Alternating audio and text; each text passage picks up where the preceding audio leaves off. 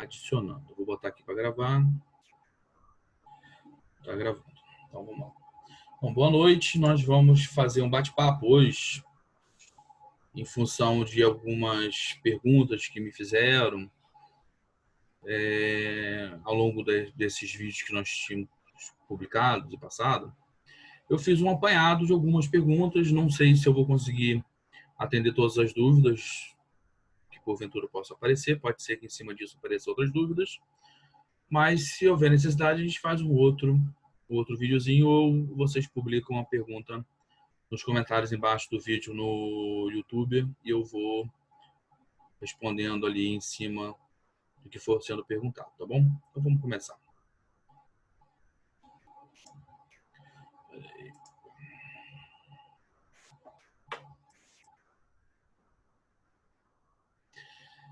A Ana Carolina fez essa pergunta, né, para mim na semana passada. Qual a aplicação prática para o conhecimento do tarô, né? Eu vou responder o que eu escrevi e vou comentar alguma coisa se eu achar pertinente. A primeira e talvez a mais importante aplicação para o conhecimento do tarô é a possibilidade do autoconhecimento pela indicação e tratamento dos nossos adoecimentos internos. Tá? No tarô, ele tem vários jogos, metodologias que nos favorece ao conhecimento e ao autoconhecimento. Por exemplo, nós podemos tirar o conhecimento pela numerologia do tarô, da nossa data de nascimento, do nosso nome, vai dizer quais são as duas cartas que nós temos como desafio, são os dois arcanos maiores, que nós temos como desafio para desenvolver atributos. Por exemplo, eu falei no último encontro que pela data de nascimento, o meu arcano é o 5, que é o Hierofante, e pelo meu nome é o ajustamento, né? Ou a carta do julgamento. Então, eu tenho esses dois aspectos para desenvolver, né? Então, eu tenho um aspecto forte para ser desenvolvido em relação à espiritualidade, porque os dois arcanos, tanto o 5 quanto o arcano 20, traz um aspecto de compromisso, de comprometimento, de responsabilidade. Então, eu já tenho uma prévia, como um norte, como um mapa, como um cronograma, como uma bússola, de como eu devo me comportar e agir perante a vida. Então, é mais fácil para que eu não me desvie. Então, isso já é um conhecimento que o tarô nos traz. E ao longo do passar do tempo, dos anos, eu posso aumentar esse conhecimento do tarô em cima de mim mesmo pelo conhecimento. O que eu preciso fazer no ano de 2020? Eu fiz um jogo através da mandala, através da metodologia da mandala astrológica, que me deu qual era o tema do ano, o que eu precisaria aprender, qual era o meu desafio, e ficou muito claro para mim no meu ano, no jogo da mandala, que era um ano que eu teria que ter cuidado com a minha fala, ser mais ameno, tentar um maior contato, maior comunicação, envolvimento com as pessoas, ter mais assertividade, mais carinho no trato. Não era um ano para fazer nenhum tipo de extravagância, ou nenhuma compra, ou nenhum investimento, ou nada que gerasse nenhum tipo de risco. Era um ano para aquele esqueminha do esquilinho, né? Que ele cata as avelãs durante a primavera, o verão, para poder usar as avelãs no inverno. É o mesmo conceito. Para mim seria um ano de todo o recurso que tivesse disponível, eu guardar esse recurso para que poderia precisar dessa guarda. E acabou se confirmando, não só para mim, mas como o planeta como um todo, a necessidade de você ter ali alguma avelange guardada para você poder passar pelo inverno que está passando. Essa foi a mensagem desse ano para mim. Então, o tarô, quem me trouxe essa informação? O tarô. O tarô é um excelente amigo, confidente, terapeuta, conselheiro para todos e qualquer momento em nossas vidas. Ele sempre nos responderá com sinceridade sobre o que for perguntado e aconselhará o melhor caminho ou direção a seguir. O tarô, gente, às vezes você não tem um amigo, às vezes você tem até um amigo, mas na hora do aperto esse amigo te falta. Porque às vezes o problema que você se meteu é demais para aquele amigo, ou às vezes ele não sabe te aconselhar, ou às vezes ele vai te dar um mau conselho. O tarô não vai te dar nunca um mau conselho. Ele sempre vai te aconselhar o melhor. O que pode acontecer muitas vezes é nós não entendermos o conselho. Aí, somente quando nós estamos passando por algum processo crítico em nossas vidas, que estamos mais desconectados com o nosso divino, preocupados, ansiosos ou medrosos, às vezes essa conexão falha um pouquinho, né? Daí tem uma interferência aí nessa comunicação. Aí eu aconselho vocês fazerem o quê? Tira, anota, fotografa, respira, espera passar uma noite, né? Dorme. Às vezes, durante a própria noite, vem o esclarecimento daquela carta ou a intuição do que deve ser feito. No dia seguinte, olha de novo para o jogo e com certeza você já terá uma visão renovada, uma intuição renovada sobre aquele jogo. Procura algum material escrito que existe disponível na literatura sobre aquele arcano, sobre aquele jogo, sobre aquele conjunto e vá dormir. No dia seguinte, você observa, ao observar o jogo de novo, a sua intuição vai estar mais clara. Possivelmente à noite, teve algum contato com algum guia espiritual que já te deu alguma orientação, e aí fica mais fácil você entender. É normal que no momento de prova mesmo, nós tenhamos um pouco de dificuldade de entender a mensagem, principalmente quando essa mensagem é um puxão de orelha. Quando é puxão de orelha, fica mais difícil ainda de entender. E muitas das vezes, por desvalor nosso, acreditamos que sempre é puxão de orelha e às vezes não é. Às vezes é só um conselho, ó, segura as pontas que vai passar e ficamos presos também numa visão errônea de uma pessoa, de uma personalidade que não é mais a nossa, né? Já foi um dia, mas não é mais hoje. Podemos identificar uma carta passada para um problema presente. Então, por exemplo, às vezes nós temos um problema hoje que é o reflexo de alguma coisa que fizemos lá atrás, né? E muito claro, pertinente. Eu tive um problema há, sei lá, uns 4 anos atrás, um problema sério, né, na minha vida pessoal, profissional. O negócio deu ali uma enroscada absurda. E não conseguia identificar isso por volta, nós estamos em 2020, por volta de 2015, 2015, 2000, finalzinho de 2015 e tal. E eu não conseguia identificar por que estava tendo aquele problema. Eu lembrava de tudo que eu tinha feito no último ano, né, no intervalo de 12 meses, nada justificava o problema que eu estava passando. Fui fazer investigação através do tarô. Usei o jogo da Lua. É um excelente jogo. Eu vou ter a oportunidade de apresentar para vocês. É um excelente jogo. É um jogo bem denso, bem complexo, mas é um jogo fantástico. Ele te traz uma visão da sua vida kármica, sua vida do presente, das coisas que você fez, das coisas que estão fazendo para você, das energias que estão girando ainda no campo espiritual, que ainda não desceram para a Terra. É um jogo muito bom. No que eu fiz esse jogo, apareceu que existia um trabalho sendo feito, na verdade já tinha sido feito, por uma pessoa que não tinha feito alguma coisa para me prejudicar. Investigando um pouco mais dentro do próprio tarô, dentro do próprio jogo, você vai perguntando, vai tirando a carta e vai se aprofundando sobre a questão, foi identificado que foi uma pessoa que tinha trabalhado comigo por volta do ano de 2009. Então, essa pessoa, em 2009, fez um trabalho. De 2009 a 2015, esse trabalho ficou no astral, mas ficou latente.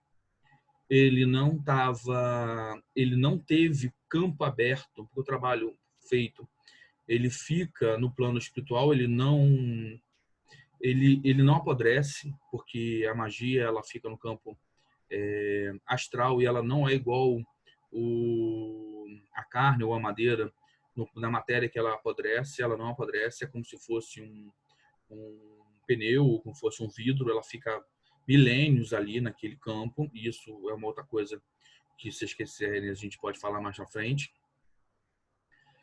Esse trabalho ficou durante esses anos, né? Esses 6 anos no campo astral, não desceu para o plano físico porque a minha vibração não estava condizente. Esse ano 2015 houve algumas coisas na minha vida que minha vibração baixou, minha guarda baixou, esse trabalho que estava no campo, ele desceu. E a vida que já estava com dificuldade, ele ficou mais difícil ainda. Mas qual é o lado bom do tarô? Porque o tarô, ele vai te mostrar aquilo que está acontecendo.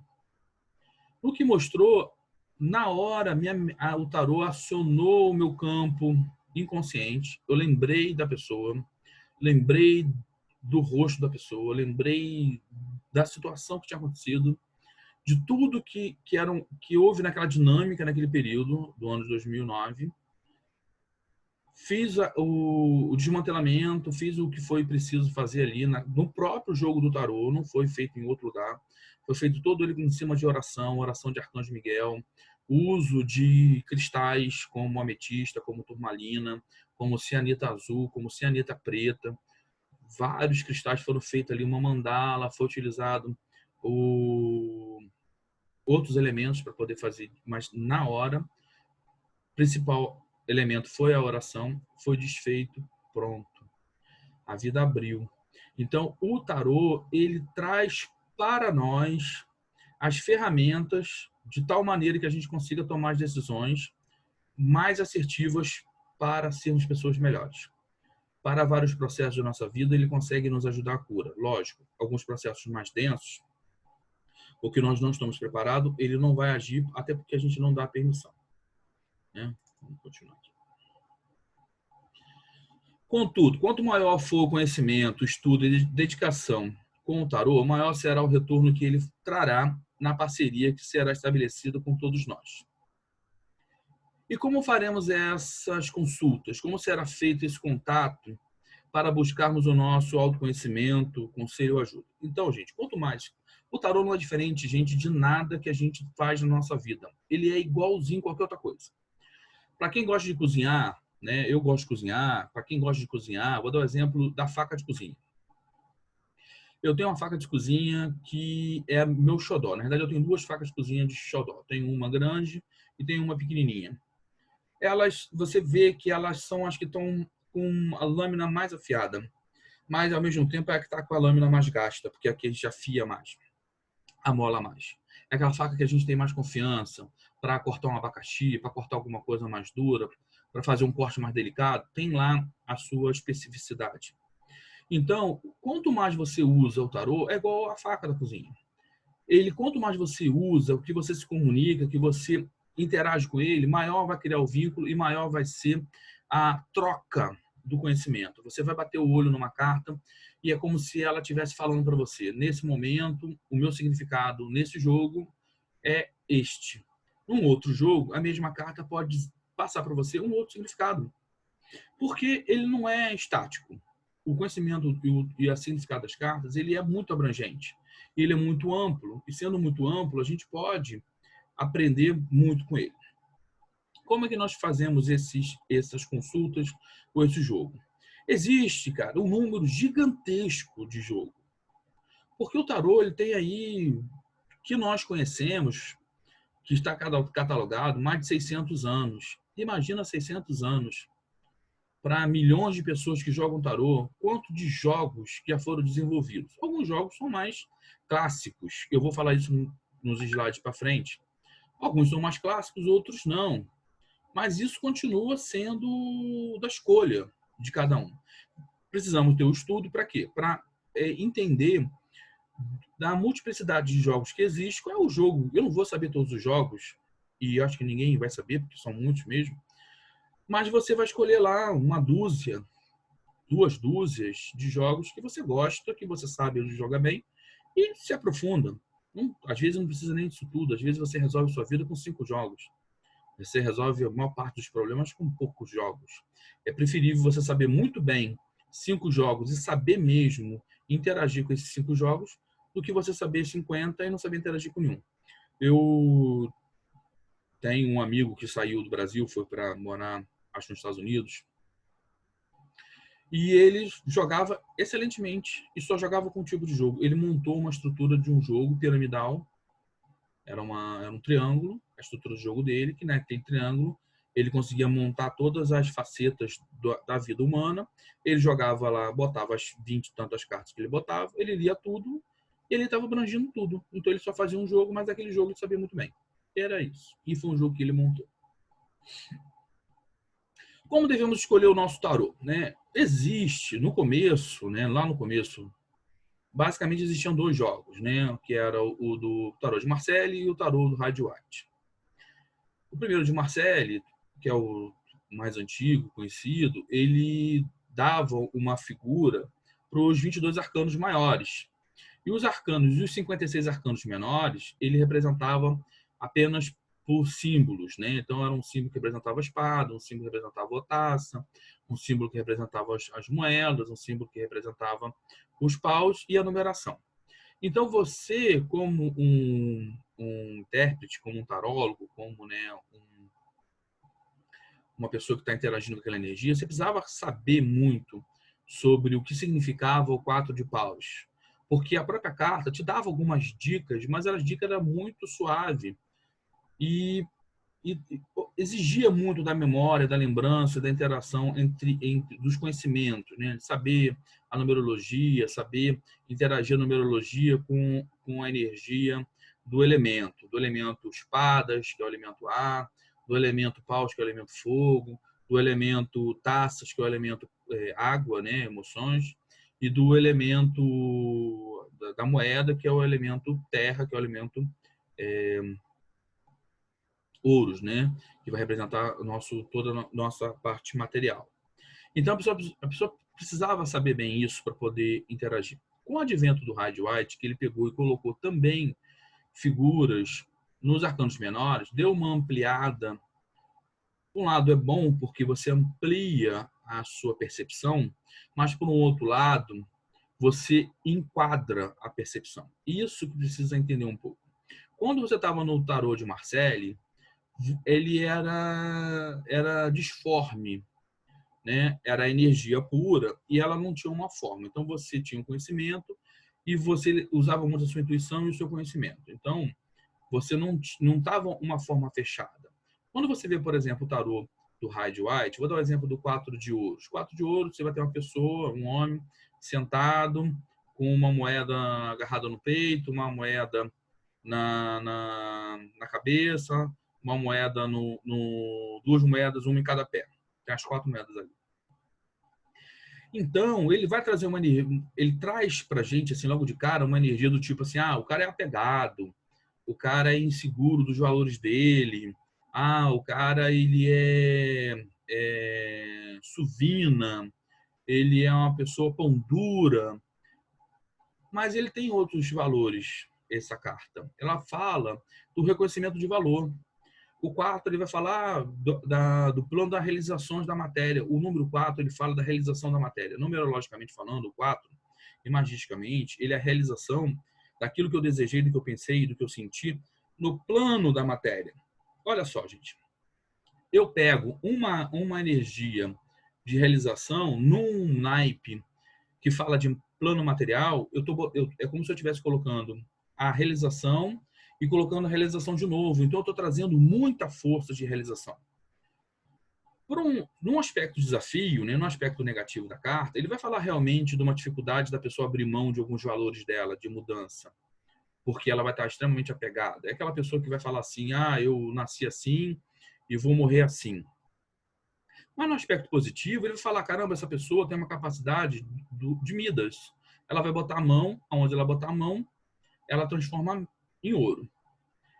Entendam, se eu fosse o artista que estivesse pintando a carta e eu resolvesse representar a mesma carta do 4 de ouros, desenhando a situação, a lenda do rei Midas, que é aquele rei que coloca a mão e tudo que ele toca vira ouro. Então, no final das contas, quem conhece a história do rei Midas e quem vê a carta feita desenhado no Rider-Waite, vai ver que é a mesma coisa. Porque o rei Midas, no final das contas, ao mesmo tempo que ele, tudo que ele tocava virava ouro, ele morreu de fome.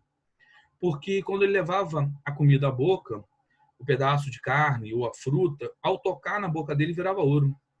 E aí tudo ao torno dele era ouro e ele morreu de fome. É a mesma representação.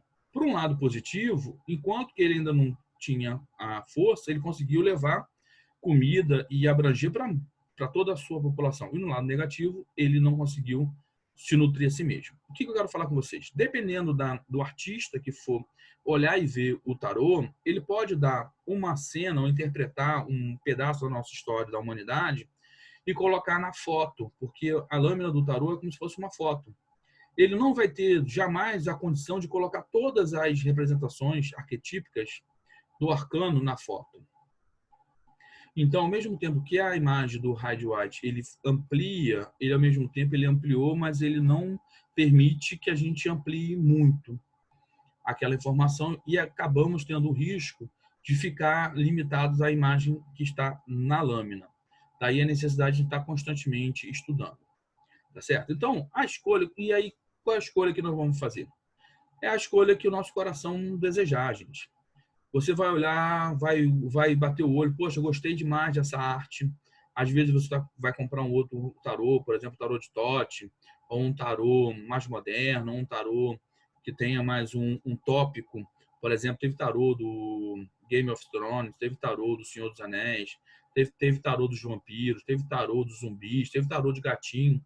Você pode escolher outros tarôs que não sejam, desde que você tenha conhecimento da mitologia e do significado daqueles desenhos que estão expressos ali.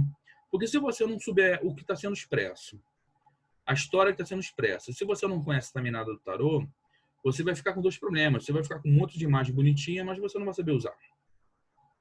Então, o ideal é que você tenha a intuição que você goste, que seja o atrativo, as imagens, que te faça algum tipo de contato na sua alma, que você entenda os elementos que estão sendo representados ali, se é a astrologia que você tem algum conhecimento, se é a cabala que você tem algum conhecimento, se é a numerologia que você tem algum conhecimento, se é runas que tem algum conhecimento, para que você possa fazer bom uso daquilo dali.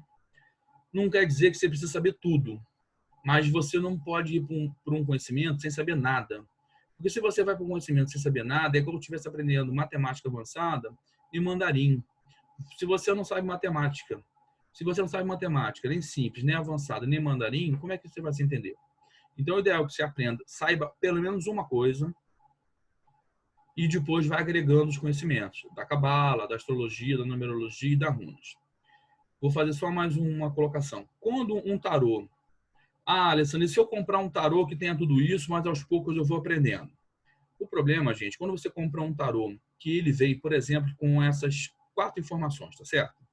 Ele vem o tarô, em cada quadrante do tarô ele vem uma informação. Num ele dá a cabala, na outra ele dá astrologia, na outra ele dá numerologia e na outra ele dá runas. Quando você faz uma pergunta para o tarô, para um oráculo, e você tem 5 oráculos na mesma lâmina, às vezes quem está te respondendo, cara, não é o tarô. Quem está te respondendo é a runa. Às vezes quem vai estar te respondendo é um aspecto astrológico. Por mais parecido ou próximo que esses aspectos sejam entre si, eles nunca são 100%. Porque se fosse 100%, não precisaria ter tantos aspectos, só precisava ter um. Então, a numerologia ela vai ter um certo ponto, ela é igual ao tarô, mas de um ponto para frente ela vai ter uma amplitude diferente do tarô. Quando você tem muitas informações na mesma lâmina, às vezes quem responde é um dos aspectos e você não vai conseguir fazer o link. Então, o ideal é que vá aumentando a complexidade dos tarôs junto com o seu grau de conhecimento e estudo. Vou dar um exemplo aqui. Aqui nós temos 4 versões de tarô conhecidas, né? O terceiro tarô do Rider-Waite, é esse que eu estava falando para vocês, e o criador do Rider-Waite, ele desenvolveu outras 3 visões. O Before, que é aquilo que acontece antes. O New Vision é como se nós estivéssemos tendo o mesmo plano de visão do artista, né? Quando a gente vê o Rider, é como se a gente estivesse batendo foto do arcano. Quando a gente vê no New Vision, é como se a gente estivesse na posição do arcano olhando por fotógrafo. E aí ele vai contando uma historinha. E o After Tarot é aquilo que acontece depois. Vocês percebem que é o mesmo personagem, com situações diferentes, ele vai falar a mesma história. Ele conta a mesma história. Só que tem que nós vamos percebendo fatores importantes. Por exemplo, é muito fácil perceber no New Vision o aspecto ilusionista e falsário, vamos chamar assim, do, do, do, do mago. Porque enquanto que ele está fazendo ali a apresentação, ele manda o seu mico de realeza que está nas pernas dele passar e roubar, talvez, as bolsas do dinheiro da plateia, que era uma coisa que acontecia naquela época. Percebe? E aí nós vemos que no Before, o mico de realejo está na mão dele ali a moedinha, o valor. Também percebemos no New Vision, por exemplo, que ele tá, o paus e o espada estão no chão. Isso quer dizer o que, gente? Quer dizer que é um aconselhamento do tarô e do mago falando que nunca coloque as suas 100% dos seus atributos, dos seus conhecimentos em nada. Não coloque 100% de esforço em nada. Faça com que a própria vida trabalhe para você. É um ensinamento dele. Porque se você coloca 100% de verdade, 100% das cartas na mesa, 100% de tudo, se esse miquinho for representado por uma pessoa que está tentando te passar a perna, você não tem como se defender, porque o cara já viu suas armas todas. Ele botou na mesa um pau e uma espada, mas tem debaixo ali da mesa outro pau e outra espada, que ele pode se defender e não vê. Então, cada um dos tarôs vai trazer um ensinamento e vai trazer uma metodologia importante que a gente entenda e aprenda. E aí vocês podem escolher o que vocês acharem mais, que fale mais da sua alma. Tá? Como fazer a limpeza e a consagração do tarô? Algumas pessoas perguntam por que vão fazer limpeza, por que não vamos fazer limpeza, eu não quero fazer limpeza, quero fazer limpeza, então eu vou explicar, no meu ponto de vista, por que eu acho legal fazer a limpeza. Qual foi o caminho que o seu novo tarô fez até chegar às suas mãos? Por quantas pessoas ele passou? Mesmo se considerarmos que os processos de impressão, corte das cartas e embalagem sejam feitos de maneira automática, os baralhos ainda são encaminhados aos distribuidores ou lojistas e só então chegam a você. Em alguns casos, até mesmo sua compra pode passar pelas mãos de outras pessoas, como carteiro, porteiro, que vão receber o pacote. Nós não sabemos, gente, nesse processo, como é que estava a energia das pessoas, se estava de bom humor, estava de mau humor. Então, pelo sim, pelo não, é um instrumento de trabalho, gente, magístico, esotérico. Da mesma forma que quando você compra um cristal numa loja, você chega em casa, lava ele, bota no sol para ele se energizar, vamos ter o mesmo cuidado com o tarô. Método de limpeza, através de uma drusa de ametista, por exemplo, ou uma drusa de quartzo branco. A ametista é uma das 5 pedras preciosas da antiguidade. Rubi, esmeralda, safiro e diamante. São as outras 4. E possui uma capacidade singular. Energeticamente, ela é autolimpante. Isso significa que você pode simplesmente deixar suas cartas sobre uma drusa ao longo de uma noite, que todas as eventuais energias ruins sairão dela. Serão delas removidas. Recomenda-se para isso uma drusa que tenha uma base relativamente plana, a fim de não entortar suas cartas. Você pode fazer essa limpeza inicial ainda com as cartas dentro da caixa, pois isso ajuda a mantê-las fisicamente como sempre estiveram. Então, para evitar que as cartas caiam, batam vento, espalhe a carta pela casa, ou a própria ponta da ametista, gente. Se for fazer diretamente sobre a ametista, pega uma toalhinha, algum anteparo, um pano, alguma coisa que fique entre a carta e a ametista. Porque se você colocar a carta sobre a ametista direto, a primeira carta, que vai ficar diretamente em contato com a ponta, pode se ferir, porque é pouco peso, mas é o suficiente para poder arranhar e ferir a carta. Ou deixar a carta torta, e isso aí, gente, dificulta depois o seu uso dessas cartas, tá bom? Podemos fazer a limpeza com a queima de incenso. Pode passar cada carta pela fumaça de incenso individualmente ou abrir as cartas de forma coletiva e passar a varetinha de incenso pelas cartas de um modo geral, né? Assim, no coletivo delas. Para quem é reikiano, pode aplicar um reiki com a própria fumaça, com a própria brasa que fica no incenso. Existe um método que você passa a carta pela chama da vela, mas isso eu não gosto, porque quando você passa a carta pela chama da vela, corre o risco de você queimar a carta e manchar a carta com a vela, então eu não acho isso legal. Mas você pode fazer com incenso, tendo algum cuidado, pode ser que fique com cheiro ou que fique impregnado. Então, depois você passa um paninho úmido, limpo e macio para limpar a carta. O método de consagração, gente, você pode fazer uma oração, um salmo, ou simplesmente imaginar a chama da luz violeta envolvendo seu coração, porque é o seu coração que vai falar com a carta. E as cartas do tarô, criando um laço de amor, cumplicidade e aprendizado entre você e o seu tarô de trabalho. Aplicar o símbolo do rei, que também é uma ótima forma de limpar e consagrar as cartas, tá bom? Tudo isso pronto, vamos para a atividade, para o trabalho. Qualquer pessoa pode aprender a interpretar a interpretação dos jogos do tarô? Pode. Como qualquer outra coisa na vida, algumas pessoas possuem o dom ou a arte para desenvolver melhor determinadas tarefas na vida, como o artista ou o esportista, gente. Tem pessoas que têm aquele dom, que fizeram história, que foram inigualáveis. Ótimo. Mas a grande maioria vai conseguir fazer também o seu trabalho muito bem, muito perfeito, maravilhoso e ótimo, e é isso que a gente tem que fazer. Mas isso não impede que com disciplina, treino e dedicação, possamos todos aprender a técnica e com a prática e aos poucos aumentando a percepção e a intuição, melhorando ao longo do tempo nas análises e interpretação. Gente, é o exemplo da faca. Quanto mais a gente usa, eu conheço exemplos de algumas pessoas que pela sua própria história de vida, tinham bloqueios, né, criativos ou perceptivos em relação à arte mesmo, de fazer interpretação pelo tarô, e que pela prática, pelo esforço, pela dedicação, hoje são excelentes intérpretes do tarô. Excelentes. Mas tudo depende do nosso empenho pessoal. Existe alguma restrição sobre o tipo de pergunta que pode ser feita ao tarô? As perguntas com resposta direta, tipo sim ou não. Por exemplo, a pessoa chega e pergunta assim: amanhã vai chover? Eu posso perguntar isso para o tarô. De certa forma, eu acho uma pergunta um pouco descabida ao tarô, mas às vezes é importante para a pessoa, porque ele precisa tomar uma decisão importante.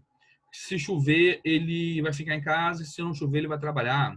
Ou é para uma plantação, ou ele precisa fazer um serviço que necessita de água, ou que necessite de um tempo firme, e essa pergunta para ele é de vital importância. Mas a questão não é o tipo da pergunta, o grau da pergunta, mas sim o tipo. O tarô ele é muito complexo para uma pergunta tipo sim ou não. Uma pergunta sim ou não, ele é facilmente respondida por um pêndulo.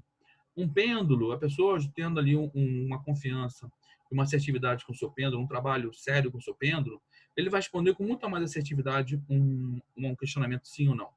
Mas podemos fazer a pergunta sim ou não para o tarô também. O que precisa ser feito? Precisa ser combinado. O tarô vale o que está combinado. Eu vou ensinar lá a questão de como você faz o embaralhamento do tarô, mas você embaralha as suas cartas e depois você chega para o tarô e fala assim: tarô, vamos combinar o seguinte: cartas que têm numeração par, eu vou considerar como sendo resposta sim ou positiva.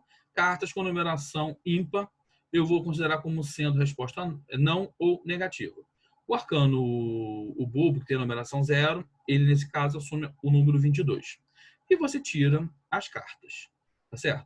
As cartas da corte, o masculino se representa o sim e o feminino se representa o não. Quem é o feminino? É o pajem e a rainha, e o masculino é o cavaleiro e o rei. Pronto, já está definido. Com isso, você tem metade das cartas para representar o sim, metade das cartas para representar não, você embaralha e faz a mesma pergunta.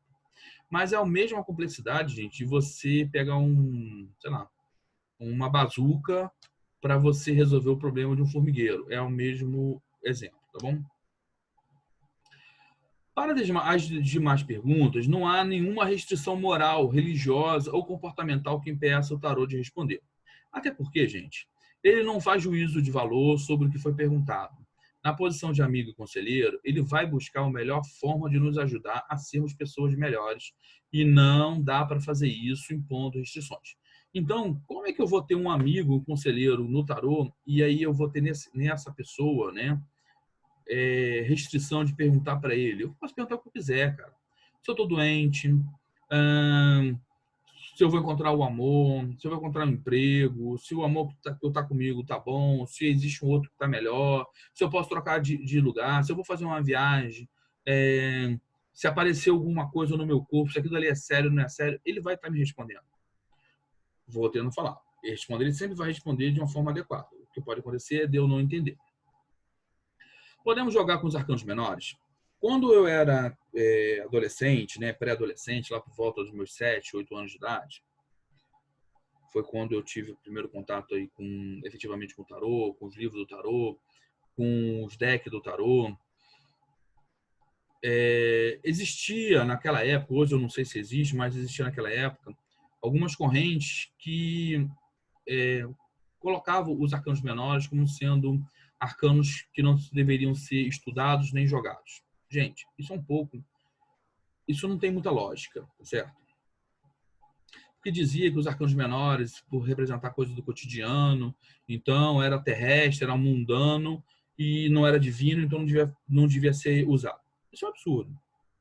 Eu sou terrestre, eu sou mundano, eu estou encarnado, eu tenho fome, eu tenho sono, eu tenho sede, eu tenho desejos, eu necessito de casa, de abrigo, de trabalho, de dinheiro, de descanso. Então, se eu for banir os arcanos menores, que representam todos esses aspectos que eu falei para você, eu vou estar banindo quem? Eu. Então, eu também não era para estar nesse mundo. Quem vai estar me representando melhor do meu dia a dia, do meu desejo, da minha cobiça, da minha inveja, do desejo de me superar, de todos os meus aspectos que ainda são muito terrenos, tanto no aspecto positivo quanto nos aspectos desafio, é o arcano menor, gente. Então, quando a gente faz uma leitura, o melhor dos mundos é fazermos a leitura com os 78 arcanos. Para alguns jogos, o ideal mesmo é que tenha os 78, porque se alguns jogos, se a gente jogar só com os 22, ele vai falsear a informação, porque vai ficar muito denso a resposta. Tá certo? Mas eu sei que dá um pouco mais de trabalho da gente aprender 78, é mais fácil aprender só 22. Mas o ideal é que aprendamos e saibamos usar os 78, tá certo? Precisamos ter respeito pelo tarô. Ele é um oráculo divino e, como tal, acessa a diversos níveis energéticos. Gente, ele acessa, tá certo? Ele acessa e isso é importantíssimo para o nosso trabalho de cura.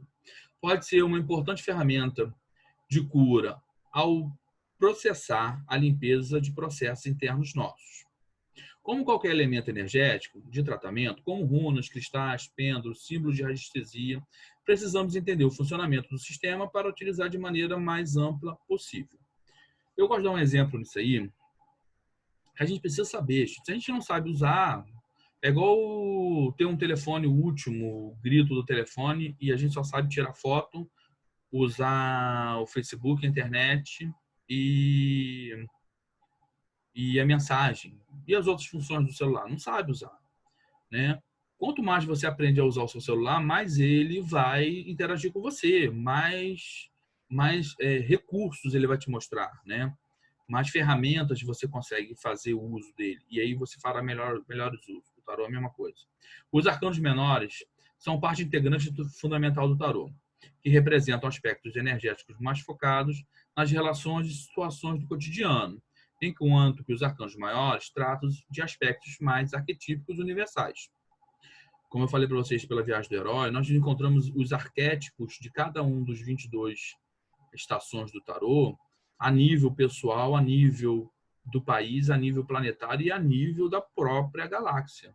Estão lá os 22 aspectos da viagem do herói. Os menores são mais circunstanciais, o que não diminui em nada a sua ação.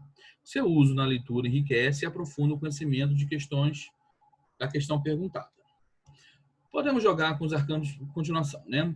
Alguns métodos o fazem jogando primeiro o arcano maior, trazendo o tema a ser trabalhado e, na sequência, complementando o jogo com os arcanos menores, como se estivesse dando o afinamento de um assunto tratado pelo arcano maior. Essa metodologia é muito boa em vários jogos. Como exemplo, eu vou falar da mandala astrológica. Aqui tem uma disposição da mandala astrológica. Então, cada número desse representa uma casa, que vai da casa 1, que é de Áries, até a casa 12, que é de Peixes. E cada casa tem uma representação, né? A casa 1 vai falar do ascendente, casa 2 vai falar do dinheiro, do recurso, casa 3 vai falar da comunicação. Vou parar só nisso aí, porque a gente não está dando aula sobre mandala. Imagina o seguinte, como é que eu costumo jogar, e eu gosto muito de jogar dessa forma, a mandala astrológica. Eu primeiro separo os arcanos maiores dos menores, embaralho separadamente eles e tiro primeiro só os arcanos maiores. Ele vai me dar a abrangência daquele arcano naquela casa. Por exemplo, vamos supor que eu tirei o arcano 7, que é o carro, na casa 3, que é da comunicação. Gente, o arcano solto, assim, ele pode estar representando o aspecto positivo. Qual seria o aspecto positivo do arcano 7 na casa 3? Por exemplo, ele pode me dizer para eu ser mais comunicativo, para eu não ser tão inibido, para eu não ficar tão acanhado, não ser tão introspectivo, para eu botar a boca no trombone mesmo, fazer contatos, abrir novas frentes de negócio. O arcano, o carro vai falar de negócio, vai falar de trabalho, vai falar de dinheiro, vai falar de vida material. Então ele vai falar o seguinte, um aspecto positivo é, vá e pelo diálogo, porque está na casa 3, amplie sua network de negócios para você poder expandir a forma que você está ganhando dinheiro. Mas ou ele pode dizer também, tipo assim, olha, bicho, segura tua bola, porque você vai passar por um ano que você vai ter uma tendência a ser brigão, a ser treteiro, a arrumar confusão, porque o arcano 7 é um carro de guerra. Ninguém vai montado num carro de guerra por um convívio social de paz, cara. Porque quando você vai para um convívio social de paz, ou você vai num cavalo simples, ou você vai numa charrete, ou você vai numa liteira. Se você está fazendo um trabalho no sentido de produção, a pessoa iria com uma carroça puxada a boi, porque ou a jumento, ou a mula, para poder fazer um trabalho de força, de tração. Então, cada uso é um uso. A carta representa conflito. Como é que eu vou saber a diferença se o arcano está falando para mim que eu vou ter um ano de possibilidade de expansão de negócio através da minha fala, ou se eu vou ter um ano que eu tenho que abrir o meu olho para eu não ser tão agressivo na minha expressão com os outros e ser diametralmente oposto, fechar as portas para mim? Quem vai me dar esse tom vai ser a segunda tirada das cartas, que eu vou embaralhar só os arcanos menores e vou tirar a carta. Se a carta tiver sendo uma carta, por exemplo, um as de copas, vai falar, ele vai estar falando da comunicação amorosa. Se for um 3 de copas, vai estar falando, reforçando o aspecto da comunicação do pacífica. Se for a carta 1, a carta 2, a carta 3, a carta 4 de paus, vai estar falando também pacífico, né? Se for já a carta 5, ela vai estar confirmando o aspecto do desgaste, o desafio. A maioria das cartas 5 vão estar trazendo esse aspecto. Então, quem vai afinar o tom da conversa do jogo vai ser efetivamente o arcano menor. Como identificar se o arcano representa no jogo um aspecto positivo ou negativo? Esse tipo de questão, gente, vai depender diretamente sobre o tipo de jogo empregado e a metodologia utilizada para a disposição das cartas. Se for decidido pelo tarólogo que ao misturar de forma aleatória as cartas, todos os arcanos que saírem na puxada, de ponta cabeça serão lidos pelos seus aspectos de desafio, assim será para o tarô. Se ao invés de usar essa metodologia for utilizado posições específicas nos jogos que indiquem os aspectos de desafio, o tarólogo poderá, neste caso, combinar com o tarô que nessa jogada, por exemplo, será seguido a orientação do posicionamento das cargas de acordo com o jogo utilizado. Em alguns casos, o tarólogo poderá não especificar nada e fará a leitura alinhado com a sua intuição, com base no conjunto que foi formado pelas cartas dispostas na mesa. Dessa forma, vai exigir maior experiência ou intuição de quem estiver jogando com o tarô. Então, estou dando aqui para vocês 3 maneiras. Uma, você combina com o tarô. Tarô, eu vou embaralhar de forma, eu vou com respeito, vou botar as cartas. O tarô ele tem que ser de uma forma que permita que fique de ponta cabeça. Se a própria carta do tarô ela não permitir que fique de ponta cabeça, você vai ser induzido a pegar as cartas sempre de ponta para cima. Então, vou pegar esse aqui como exemplo. Por exemplo, esse tarô aqui, ele não é propício para fazer esse tipo de jogo, porque há uma diferenciação entre a parte de cima e a parte de baixo, da direita e da esquerda. Então, se você embaralhar aqui, você vai saber qual é o aspecto que fica positivo e qual é o aspecto que fica negativo, e a sua tendência é não pegar nunca o que está como negativo. É nossa, natural. Tá certo? Da humanidade, a gente vai fugir do aspecto negativo. Então, o ideal é, para fazer esse tipo de jogo, é ter um baralho que permita que se faça isso. Você fazendo o jogo, isso também define a escolha do tarô que você vai usar, tá certo? Você vai comprar.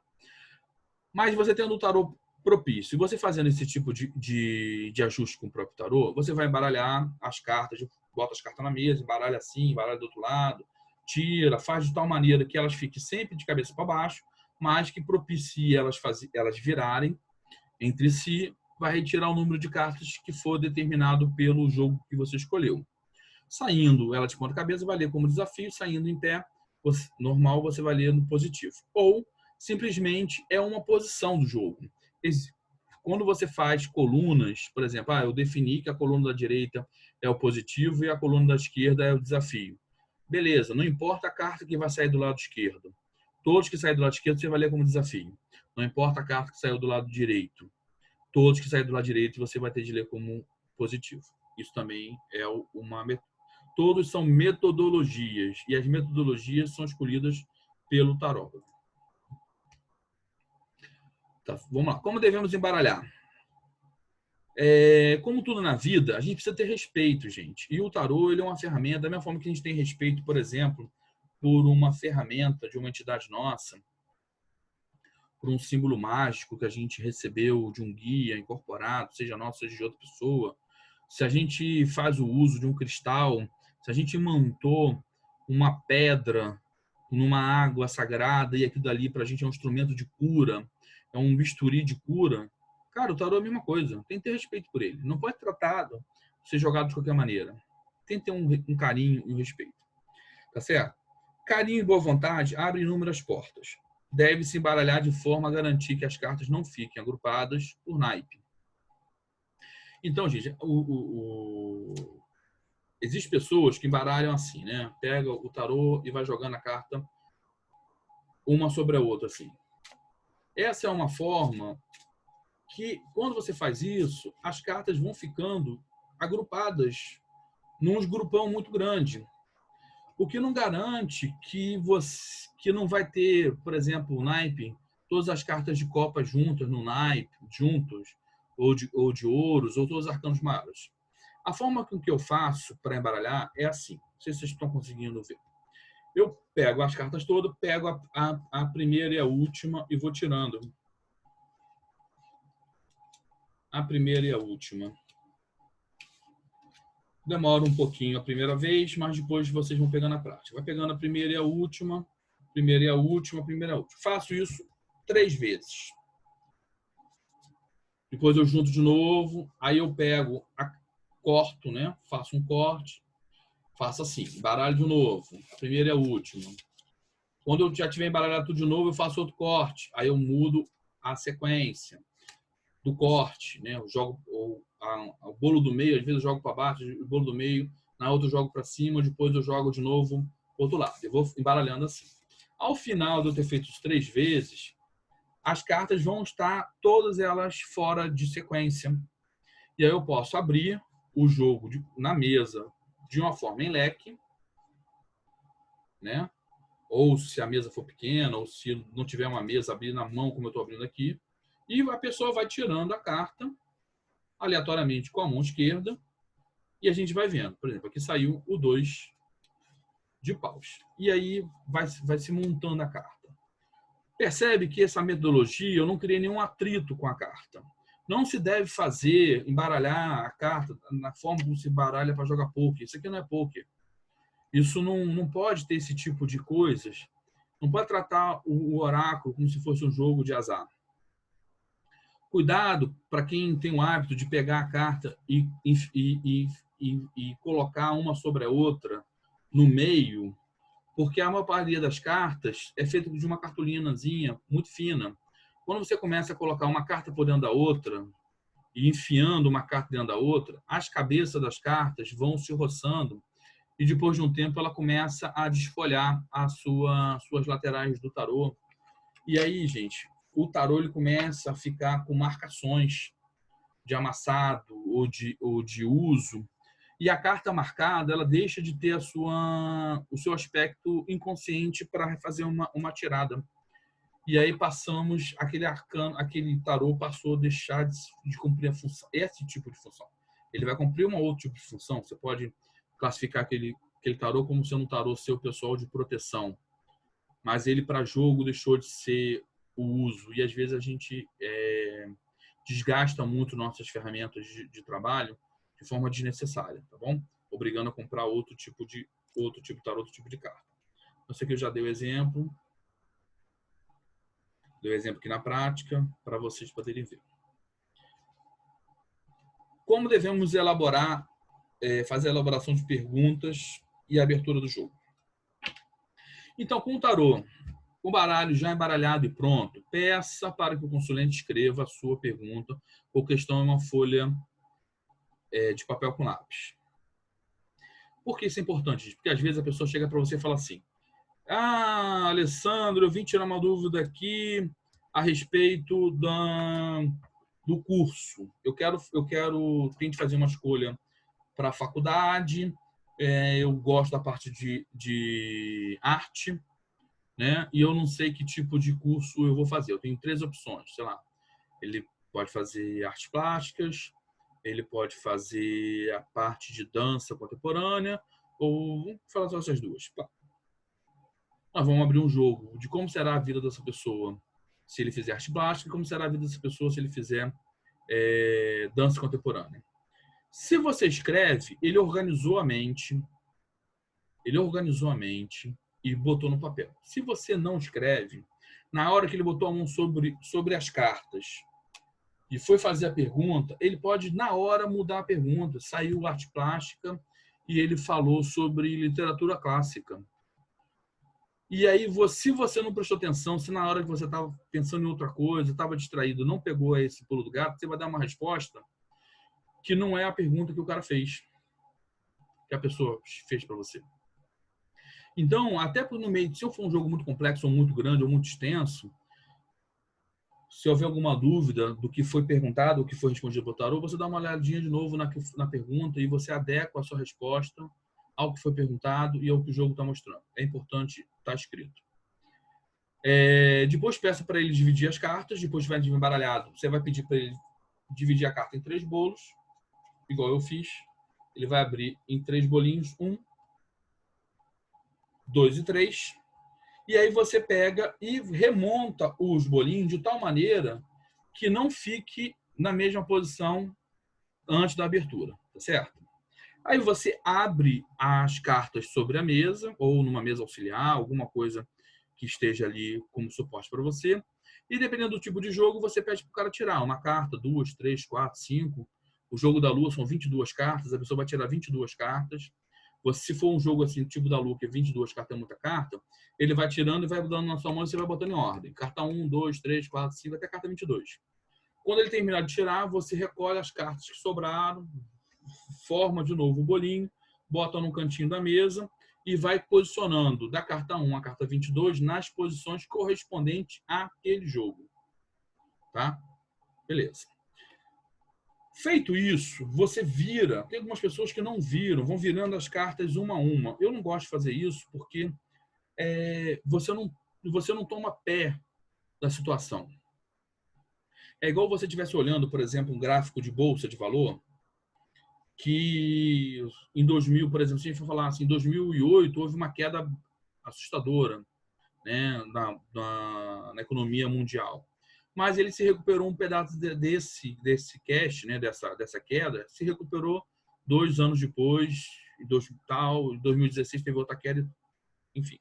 Se você está fazendo um jogo e só está olhando uma carta, é como se você estivesse olhando só o ano de 2008. E aí você vai fazer um cenário, vai pintar um cenário de uma tragédia grega para essa pessoa. Aí daqui a pouco você tira a próxima carta, é uma carta super positiva. E aí você vai ter de remontar na sua cabeça e para o seu consulente todo o jogo. Então o ideal é você abrir todo o jogo e você olha, ok, essa pessoa ele está com um bloqueio no aspecto físico ou para a resposta ou o conselho do tarô é um conselho drástico, que a pessoa vai ter que fazer uma mudança radical na sua vida, na vida dela, mas é pontual, mas o resto da vida da pessoa está muito boa. Você consegue ter uma noção. O que eu chamo de tema, quando eu falo aqui tema, os jogos ele traz um tema, gente. Por exemplo, existem jogos que ele vem recheado de arcanos maiores. Mesmo você tendo embaralhado perfeitamente bem o seu jogo, ele vem lotado de arcano maior. Se o jogo for sobre algum aspecto positivo, pô, a pessoa está super bem. Se o jogo ele traz um quê de um aspecto desafio ou negativo, traz uma mensagem que a quantidade de energia necessária para ele mudar aquela situação é muito maior. Nós não vimos que o arcano maior ele traz um aspecto arquetípico universal. Então, para você mudar uma situação que está sendo trazida para um arcano maior, você precisa de muito mais energia, empenho, trabalho e dedicação do que seria para mudar uma situação circunstancial. Não sei se isso fica claro, né? Porque, por exemplo, um arcano maior é como se fosse uma faculdade. A pessoa fez, eu dei o exemplo da última vez de contabilidade. A pessoa fez faculdade de contabilidade. É muito mais difícil você chegar com 20 anos de experiência na contabilidade, agora eu vou ser florista, do que você fazer uma transição dentro da própria contabilidade. Eu trabalhava na contabilidade financeira de imposto e agora eu vou trabalhar na emissão de nota para faturamento. A transição, mesmo havendo transição de legislação, de informação, é menos brusca, menos drástica do que você mudar da água para o vinho. A pessoa ele era médico e agora ele virou dono de posada.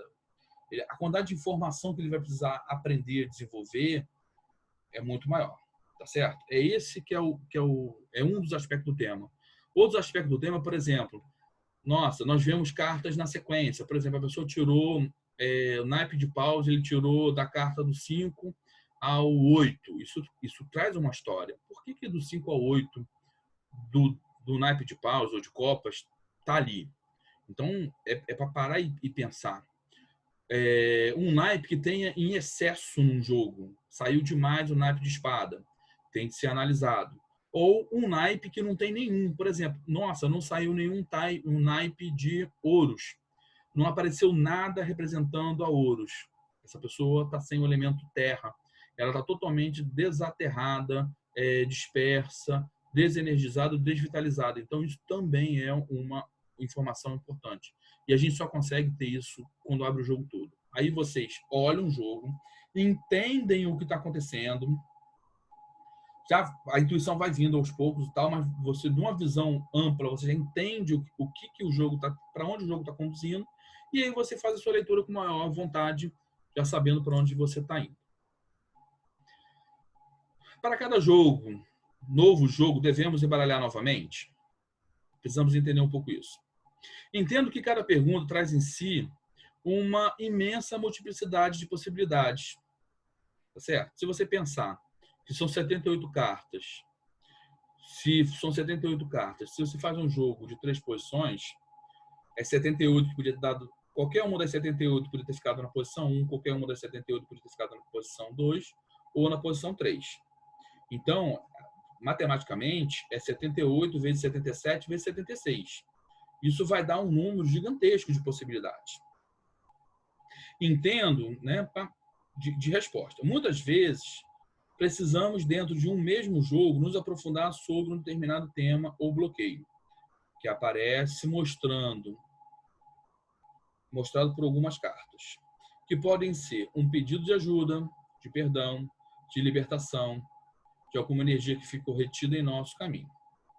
Isso é bastante normal e, nesses casos, podemos retirar tantas cartas quanto for preciso para entender ou nos aprofundar em uma situação, ou quando é necessário desbloquear um novo ramo da árvore que estamos estudando. O tarô entende que você não está tentando burlar a resposta, mas sim entender o que foi respondido. Deixa eu explicar para vocês.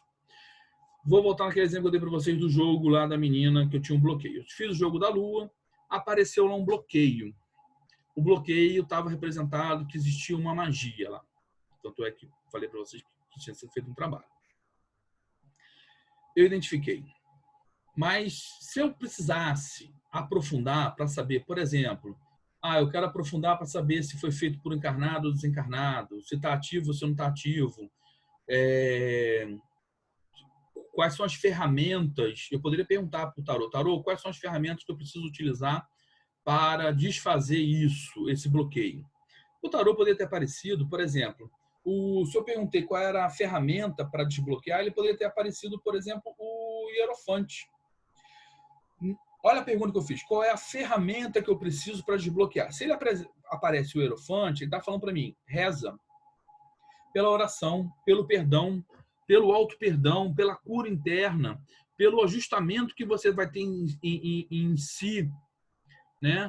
Então, ele já me daria um norte que a forma que eu teria para desbloquear aquele problema seria pela oração. E como é que eu obtive isso? Porque eu tirei uma outra carta. Ele poderia ter me dito também, olha só, não, isso só se resolve magia com magia. Ele vai ter aparecido, por exemplo, uma carta do eremita, uma carta da força, ou uma carta da sacerdotisa, ou uma carta do mago. Para cada um vai me dizer um tipo de energia de força que nós vamos ter de fazer. Vai combater aquele processo de uma outra forma, né? E cada carta ele vai trazer um aspecto. Ele poderia ter dado uma resposta para mim, tipo assim, não tem jeito, você vai ter que passar por isso. Quem é que vai me dizer isso? Não tem jeito, vai ter que passar por isso, que karmicamente eu estaria comprometido com essa energia. Por exemplo, o 3 de espadas, que é uma carta que fala de sofrimento. Ou o 10 de espadas, que fala que é o fim. Então, ele vai me responder. Então, enquanto que eu estou tentando entender o que está acontecendo na mesa, as energias que estão borbulhando, gente, as energias que estão borbulhando numa carta, numa tirada de mesa, ela é incrível. Não pensem que não tem um monte de consciência. Existem consciências encarnadas, consciências desencarnadas, suas, amigos e inimigos espirituais seus, amigos e inimigos espirituais do consulente e de todos os que estão envolvidos na trama que está sendo discutida na mesa. Então, são, às vezes, milhares de consciências, porque se um dessas pessoas estiver envolvido com o astral inferior muito mais denso, você vai abrir uma janela, um portal de consciência para o astral, para qualquer lugar do astral. E aí vem a responsabilidade nossa do que nós estamos fazendo, tá certo? Então, é ter a consciência do que está sendo feito, vamos nos envolver e sempre estar usando o amparo, gente. O objetivo do jogo não é para fazer fofoca nem para tomar conta da vida de ninguém. O objetivo do jogo, se você quer estar bem amparado pela divindade, tem que ser sempre para o melhor, para a cura, para o perdão, para o equilíbrio, para o aprendizado, para ajudar em direção à lei de Deus, que é a lei do amor. Tá bom? Vamos lá. Se a resposta, se a questão já tiver sido exaurida, você não tem mais nenhum questionamento, nenhuma mais dúvida sobre aquilo ali, você encerra e vai fazer uma nova pergunta. A forma que o tarô tem para entender que você encerrou aquela questão é você embaralhar. Fazendo uma analogia a um livro, é como se você estivesse pegando a página e virou a página. Como é que o tarô sabe que você virou a página, que você foi para uma outra página? Quando você embaralha. Você embaralha, ele dá como encerrado aquela pergunta. Aí eu fiz uma referência para vocês sobre não tentar enganar o tarô. O que acontece? Eu já vi umas postagens na internet que as pessoas fazem uma piadinha do tipo assim, chegou para a cartomante, fez uma pergunta e deu uma resposta, a cartomante deu uma resposta que o consulente não queria ouvir, e ele respondeu o seguinte, não gostei dessa resposta, vai aí e embaralha de novo, e pergunta de novo. Não façam jamais isso. A pessoa não gostou, não posso fazer nada. Isso aqui não é uma venda, isso aqui não é uma loja de doce. O encontro com o tarô, ele não é uma loja de doce, é um encontro com a nossa psique, com a nossa verdadeira essência. Então, se a nossa essência estiver ruim, cara, se for um jambo, é um jambo, se for um caqui, é um caqui, se for uma graviola, é uma graviola, se for uma goiaba que tem um bicho dentro, é uma goiaba que tem um bicho dentro, é o que tem. E vamos lidar com aquilo que a gente tem. Se você pega lá e embaralha de novo para você, para um parente, para um amigo ou para um consulente, por qualquer motivo, a resposta do tarô ele não vai estar mais conectada à pergunta. O tarô ele vai te dar alguma carta, porque isso é mecânico. Você vai meter a mão no tarô, no baralho, e vai tirar alguma carta. Tirou. Mas essa carta aqui, ela não está mais linkada ao inconsciente de ninguém que foi perguntado. Ela é apenas uma carta. E muitas vezes você não vai conseguir fazer link entre as cartas e vai ficar um samba do crioulo doido. Se a pessoa tentar burlar, for para outro tarólogo, daqui a pouco a própria consciência dela arruma uma maneira de dar uma rasteira nela, porque ela está tentando burlar a si mesmo. Não é ninguém, cara. A própria consciência da pessoa, que é o eu superior dela, traz ela vai trazer ela no eixo. E quem que vai trazer essa energia do eixo? É o arcano 16. Tá certo? Nós vamos nos manter íntegro na nossa postura. Devemos guardar as cartas arrumadas na sequência? O que acontece, gente? Guardar arrumada sempre. Se vocês tiverem um saquinho, uma caixinha, eu tenho saquinhos e caixinhas. Então, por exemplo, algumas coisas que vocês podem fazer. Saquinho com aquele desumidificante, né, que a gente tem ganha aquele chacezinho de sílica, né? Você pode colocar junto para poder não guardar a umidade dentro do saquinho. Quem quiser tiver uma ametista rolada, que quiser botar junto com o seu tarô para ela ir ali energizando o tarô, pode. Quem quiser, isso pode estar na caixa, pode estar no saquinho, pode estar no uso que quiser dar, tá certo? Sobre guardar o tarô, gente, o combinado não sai caro, o tarô ele aceita o combinado. Se você combinar com o seu baralho de uso, que ele vai guardar organizado, alinhado, eu tenho alguns tarôs meus, eu tenho isso. Todos os tarôs que eu comprei inicialmente, eu limpei e fiz as emantações dele, né? Hoje eu não faço. Hoje o tarô que eu compro novo eu não faço, porque no momento que você faz a consagração dele, isso se tornou uma ferramenta. E aí você se torna responsável por aquela ferramenta. Então, eu tenho hoje muito tarô que eu uso mais para estudo, não uso para ferramentas que foram consagrados. Os que eu uso cotidianamente, eu já conversei com ele, ele falou assim, esse que eu uso sempre, estou sempre botando a mão, estou sempre lançando, eu não guardo arrumado, eu não guardo ele na sequência organizado, porque dá muito trabalho e muitas vezes eu ficava com preguiça de usar só para não ter de arrumar. E aí eu passei a combinar com eles para eu não deixar de usá-lo. Para não ter de arrumar, eu combinei com ele que eu ia usar e ficar sem arrumar. Os outros que eu só uso de vez em quando, esse fica na sequência. Por quê? Eu entendo que o tarô é uma extensão minha. E se é uma extensão minha, cara, eu quero que o meu plano mental esteja organizado, esteja sequencial. Então, é uma magia que eu uso com o tarô, que no que eu organizo os naipes e todos os arcanos sequencialmente, é uma forma de eu organizar a minha vida material, a minha vida emocional, a minha vida mental e espiritual. Também é uma combinação nossa. Mas o que vocês quiserem, vocês podem combinar. Como escolher um jogo para elaborar uma pergunta ao tarô? Para isso, você vai precisar estudar e buscar conhecer alguns jogos disponíveis na literatura, ou desenvolver o seu próprio jogo frente às suas necessidades. Você vai precisar ir testando aquele jogo que melhor se comunica com você, que deixa você mais à vontade ou seguro em desenvolver a sua análise. Não existe uma fórmula de bolo. Vocês vão precisar ir experimentando até achar algo que vocês se identifiquem. Como, por exemplo, cito alguns jogos abaixo. O que acontece? Eu trouxe 3 exemplos bem simples. Já tinha dado o exemplo da mandala astrológica no slide superior. Exemplo, gente, olha só. O exemplo de 3 cartas. Esse é clássico, né? Por exemplo, a 3 cartas pode ser passado, presente e futuro, a pergunta, a causa, pode ser a causa do problema, o conselho e o resultado, pode ser, né, o estado que eu estou, para onde eu quero ir e como é que vai ficar, né? Pode ser um monte de coisa.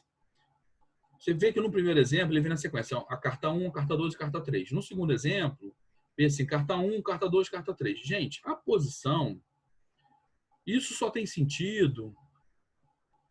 Às vezes o jogo se torna muito complexo pela lembrança, às vezes é mais complexo de se lembrar qual é a posição da carta naquele jogo do que a própria interpretação do jogo, né? Vou voltar a falar para vocês, o combinado não sai caro com tarô. Você pode pegar um jogo pré-existente que está numa sequência que não é linear da tirada de carta, tipo esse aqui da direita, do jogo da Afrodite, né? 1, 2, 3, depois é 4, 5, 6 e tem um 7 embaixo e tal. Vocês podem combinar o que vocês quiserem. Não, eu vou tirar um da direita, o 2 é o da esquerda, o 3 e tal. A posição vocês podem mudar, desde que vocês combinem com o tarô, que aquela posição foi modificada, mas o significado está valendo o que você combinou, né? Se um vai falar representando, por exemplo, um poderia estar representando o plano mental do homem, com o jogo da Afrodite falando de amor. Então, por exemplo, poderia estar sendo o representar o homem na relação, a mente do homem na relação. O 2 representar o emocional do homem na relação. O 3 representar o físico do homem na relação.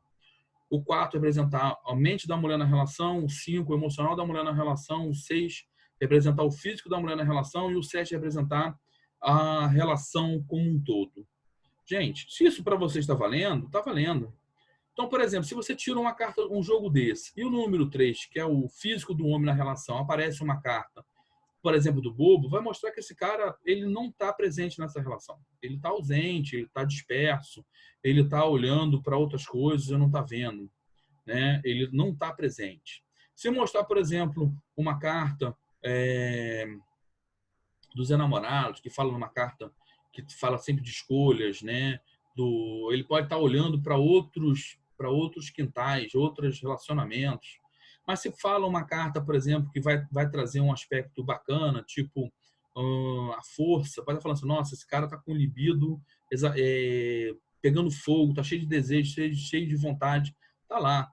Então, o que você vai dar como classificação da carta é o que você for dar. O interessante é que você dê alguma coisa que faça sentido para você e que você se lembre do que você consagrou como sendo aquela posição e faça uma interpretação adequada àquele jogo, àquela carta. Vamos lá. Em qual ambiente devemos fazer o jogo? O ideal, gente, o melhor dos mundos, né, que nem sempre é possível, é você ter um ambiente, seja ele num ambiente consagrado, um ambiente espiritual, seja num ambiente comercial, mas que tenha um enfoque para esse tipo de coisa. Por exemplo, um ambiente que já tem atendimento de acupuntura, ou de homeopatia, ou de cristal, ou de radiestesia, que já é um ambiente, mesmo sendo comercial, é um ambiente que, pelo seu próprio uso, ele já é consagrado às terapias complementares, né? A curas energéticas. Então, ele já vai ter uma própria egrégora do próprio ambiente, do próprio estabelecimento, voltado à cura do corpo e da alma. Às vezes é um prédio que tem muitos consultórios, então ele já tem ali uma energia de tratamento, de cura. às vezes isso não é possível, né?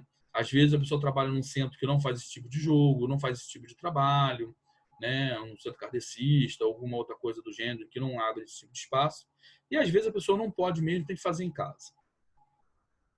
E aí, para cada caso é um caso, precisa ser avaliado, tá bom? Vamos conversar um pouquinho sobre isso. Essa é uma boa pergunta. Havendo condições de ter um lugar especial para essa prática, ótimo. Se esse local não for a sua residência, mas um local consagrado a essa finalidade, melhor ainda. Mas não havendo uma outra opção, além dos nossos lares, precisamos entender alguns pontos importantes. O teor energético do plano astral é um reflexo do plano emocional e mental das pessoas que habitam o ambiente. Quanto maior for o equilíbrio das pessoas que convivem nesses ambientes, melhor será o ambiente para qualquer prática esotérica. Na impossibilidade de harmonizar as pessoas, então será necessário harmonizar o ambiente com maior atenção. Como? Usando oração, defumação, cristais, reiki, mentalizações, incensos, entre outros recursos. Cada caso é um caso a ser analisado e avaliado individualmente. Então, gente, só. Se a gente tem um ambiente que a criação mental das pessoas que convivem nesse ambiente é salutar, mesmo que você precise manter esse ambiente em harmonia, você vai gastar menos energia. Então, você vai fazer isso através de uma oração, de um reiki, de um salmo, da consagração do ambiente, da aspersão de um floral, de uma homeopatia no ambiente. Existem vários recursos. Se você está num ambiente que já trata com mazela do ser humano, e se as pessoas que convivem nesse ambiente já são meio desconectadas, né, briguentas, complicadas, a pessoa precisa, quem tiver nessa proposta, precisa ser um ancorador energético das energias salutares e mais, além disso, fazer uso dos recursos físicos para tentar trazer uma harmonia. Pode se jogar em casa? Como dito na pergunta anterior, o que faz o ambiente ser adequado é a energia que existe dentro desse ambiente. Se a família está em harmonia, fazendo seu caminho espiritual, alinhado com o divino, a casa está em condições de prestar o serviço. A questão é ser avaliada, é ser o tarólogo, sabe lidar com as energias e as consequências que vêm acompanhando o consulente. Vamos falar sobre isso. Então, olha só, gente, uma coisa, às vezes a pessoa está na casa, vamos dar algumas explicações. Às vezes a pessoa está muito alinhada, né? A pessoa é um trabalhador exímio ali, está falando do Cristo, tem um amparo, tem o equilíbrio, a família está em equilíbrio, está em ordem. Às vezes a família é um caos. É um xingando, é um batendo, é briga todo dia, é disputa pela comida, é disputa pelo dinheiro, é briga pela quem vai pagar a conta. É aquele caos. Imagina um caos desse interno na família, no ambiente que você come, que você dorme, que você faz suas necessidades, e você traz o caos de diversas pessoas com os mais diversos problemas, porque ninguém vai te procurar para você fazer um jogo se a vida dessa pessoa estiver andando a mil por hora, cara. O cara que está com a vida dele perfeita, ele não vai. Quem está com a saúde em dia, ele não vai no médico. Quem vai procurar auxílio é quem está com problema. E se a pessoa está procurando você para jogar alguma coisa para ela, pode ter certeza que alguma coisa não está indo bem nessa pessoa. Ou na família, ou no ente, alguma coisa não está indo bem. Se a sua vida também já está um caos, então para e observa. Será que nós tem condição de ajudar essa pessoa? Ou será que essa pessoa vai ser apenas mais um acréscimo da perturbação que já existe na casa? Isso tem que ficar claro, gente, da nossa responsabilidade. Chegando à conclusão que a pessoa tem condição de receber isso em casa, que não é, voltar a falar, não é o mais recomendado, o melhor dos mundos, mas vamos lá, vai que a pessoa não tem outra alternativa, tem de fazer, o ideal seria, dentro da casa, ter um ambiente específico para isso, para que ela possa blindar magisticamente e energeticamente esse ambiente. Não tendo, mais confuso fica ainda a energia. Quanto mais misturado a energia do consulente estiver junto com a energia das pessoas da casa, mais complicado se torna a vibração e a psicosfera da casa. Então, o ideal, o melhor dos mundos, é que não jogue na casa, faça isso num ambiente externo preparado e propício. Não podendo, a segunda alternativa é fazer um ambiente exclusivo para isso. Tá certo? Esse seria o meu ponto de vista a respeito disso. Então, vamos continuar aqui na leitura. Normalmente, quem procura esse tipo de orientação está com problemas, muitas das vezes problemas sérios e não raro, vem acompanhado de falanges de espíritos que querem o mal dessa pessoa. E que este, ao ser liberto dessas companhias, pela mudança da faixa vibratória, que um bom conselho influi ao consulente, vão precisar ser encaminhados às falanges de luz para serem cuidados e encaminhados para locais adequados ao seu estado emocional. Vou explicar isso aqui.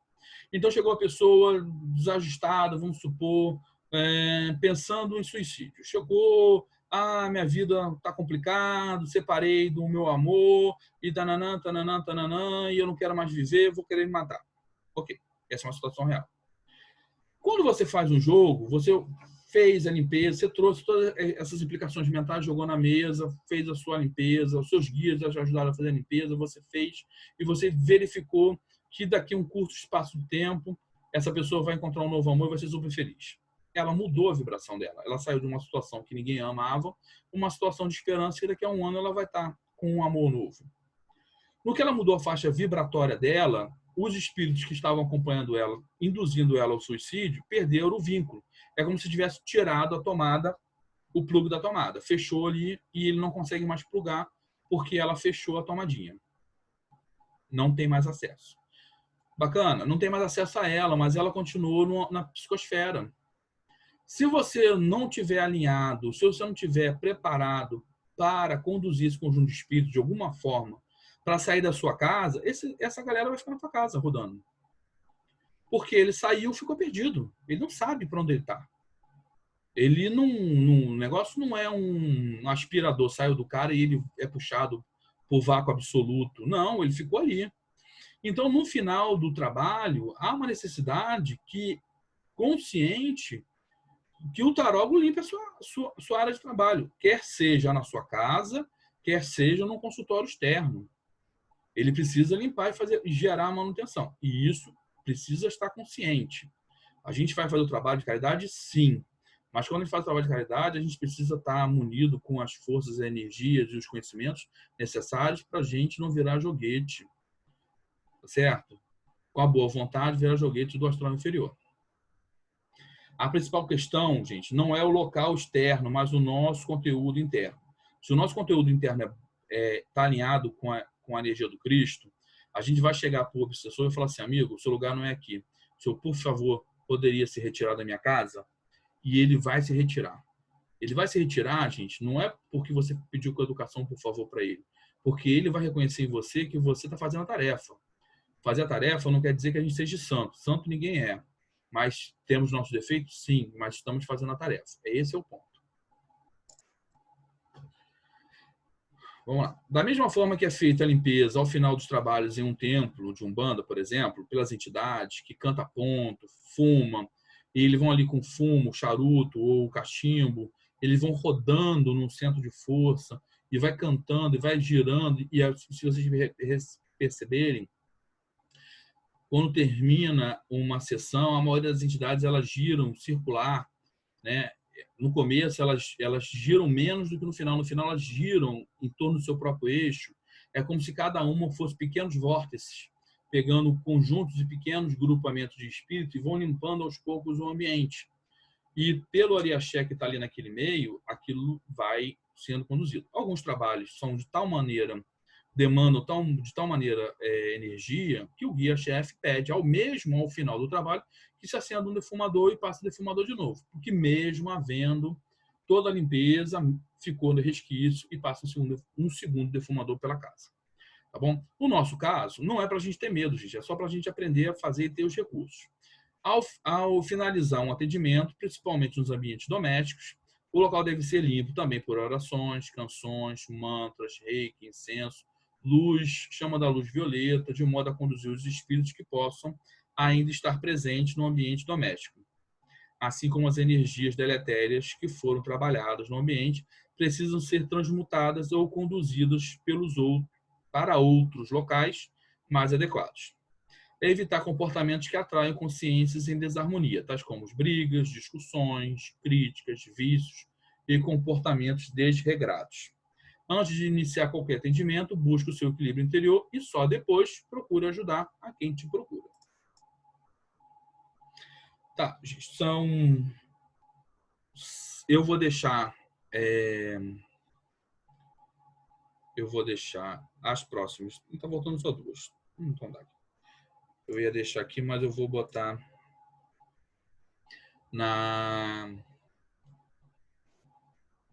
terminar aqui. Tá faltando duas perguntinhas, mais 5 minutinhos a gente termina. Como podemos fazer pergunta ao tarô em nome de outras pessoas? Todas as vezes que interferimos no processo evolutivo de outras pessoas, estamos nos comprometendo com esse envolvimento. Podemos oferecer ajuda e, se a pessoa pedir, podemos indicar um caminho a ser seguido.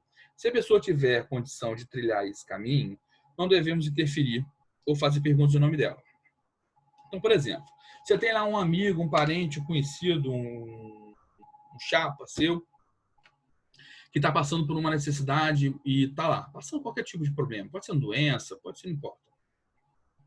Você vai lá e fala, amigo, olha só, eu tenho aqui uma indicação de um médico bom para você, é um ortopedista que vai te ajudar no seu problema de coluna, ele é um endócrino e tal. Cara, eu não conheço ninguém, não conheço mesmo, não estou dizendo que não exista, estou dizendo que eu não conheço, que vá fazer uma consulta para terceiro no endócrino e vai pagar R$600 em dinheiro em nome de terceiro, chega assim, oi, eu tenho lá um amigo, meu vizinho, seu João, ele tem obesidade mórbida, eu vim aqui no lugar dele para o senhor fazer uma consulta. Toma aqui R$600, você faz uma consulta para o meu vizinho, seu João. Eu não conheço ninguém que faça isso. Até porque, gente, o exemplo ele cabe. Até porque, para fazer o exame de sangue, para fazer o exame de urina, de fezes do seu João, ele vai precisar ir lá na clínica, ou alguém da clínica vai precisar ir na casa dele e coletar os subsídios. Então, por que no caso do seu João, que é R$600 lá com um endócrino, né?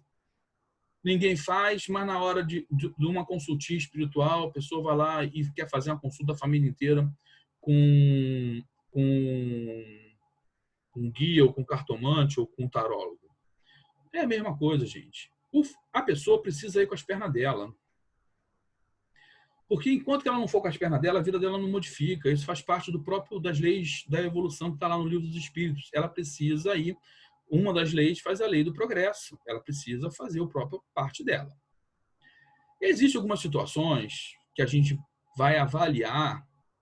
Por exemplo, a pessoa está acamada, né? A pessoa está adoentada, está acamado mesmo, acamado, está lá, está hospitalizado, não está sem conseguir levantar da cama. E aí vem um parente para poder ajudar, até para poder esse parente ter uma sobrevida. Porque às vezes essa pessoa está acamada na própria casa e esse parente é escravo desse ente querido adoecido. Ele não tem vida. E se esse doente conseguir se levantar e ver a vida dele, o outro que quer fazer a pergunta vai conseguir também a sua vida de volta. Então, nesse caso, a vida dos dois estão entrelaçados. Então, a pergunta não é para o cara que está acamado. A pergunta vai ser em função do parente que está acorrentado junto a esse parente pelo seu compromisso kármico ou comportamental, ou sei lá o que for, vai ser entendido quais são as relações, o que é possível ser resolvido nesse drama familiar. Tá certo? A gente não deve se meter nos dramas familiares das outras pessoas, cara, sem que haja uma permissão. Alessandro, quando que a gente sabe quando vai se meter no drama e quando a gente não vai se meter no drama? Você vai perguntar para esse moço aqui, o tarô. O tarô vai te ajudar. Como você pergunta? Chegou a pessoa, te contou a historinha toda, você entendeu que aquela história não é daquela pessoa, aquela pessoa veio fazer da Bondadolândia, a pessoa da Bondadolândia veio lá para fazer uma pergunta para você. Você, antes de começar qualquer coisa, você já embaralhou o seu tarô. Antes de começar o jogo, o seu tarô já está embaralhado, já está preparado. Você bota a sua própria mãozinha em cima do seu tarô e faz uma pergunta para ele. Tarô, é para eu atender essa pessoa nas perguntas que ela está me fazendo? Você pergunta para o tarô. Porque, gente, às vezes é um drama tão grande e a gente não consegue entender a profundidade desse drama, que o atendimento é cabível e vai fazer bem não só para você, como para as outras pessoas. Às vezes, não é para atender. E você pergunta para o tarô. Pode ser aquele exemplo que eu dei para você da pergunta das cartas positivas sendo sim e das cartas negativas sendo não, ou das cartas pares sendo sim e das cartas ímpares sendo não.